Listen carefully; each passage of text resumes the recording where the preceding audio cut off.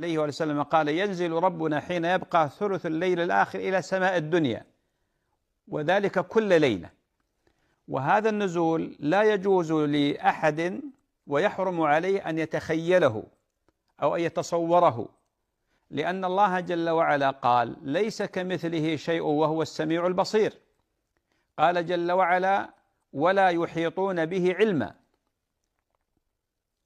قال الله جل وعلا: قل أأنتم أعلم أم الله؟ قال جل وعلا: هل تعلم له سميا؟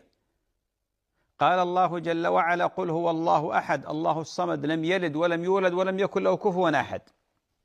ويجب على الإنسان أن يقطع الطمع في الوصول إلى كنه هذه الصفة، صفة النزول، لأنه ما نعلمها، ولا يجوز له أن يتجاوز القرآن والسنة، يقف عند كتاب الله وعند سنة رسول الله. لأن الصحابة لما حدثهم النبي صلى الله عليه وسلم بذلك سلموا، ما قالوا كيف، ما قالوا كذا، سلموا. هذا أمر مهم جدا.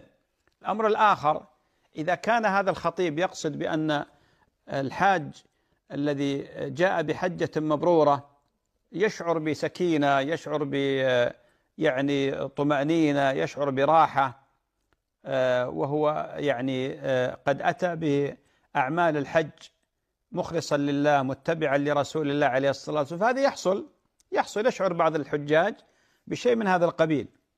أما إذا كان يعتقد بأن الله عز وجل ينزل بذاته إلى عرفة، فهذا كلام باطل مردود عليه، ولا يجوز له أن يعتقد مثل هذا الاعتقاد، كما يعتقد بعض الجهال يقولون بأن الله ينزل في عشية عرفة على جمل، وهذا كله كذب على الله وكذب على رسول الله صلى الله عليه وسلم. ولا يجوز أن يعتقد المسلم هذا، ولا يجوز للمسلم أن يتجاوز مثل هذه النصوص إلى معاني باطلة. يقول: والله أنا أشعر يعني يقول: أشعر بحضور الله، أن الله حضر معنا بذاته. أعوذ بالله، تعالى الله عما يقولون علوا كبيرا. هذا لا يجوز. فالله جل وعلا مستو على عرشه بائن من خلقه، وهو مع خلقه بعلمه وسمعه وبصره سبحانه وتعالى، لا تخفى عليه خافية سبحانه وتعالى.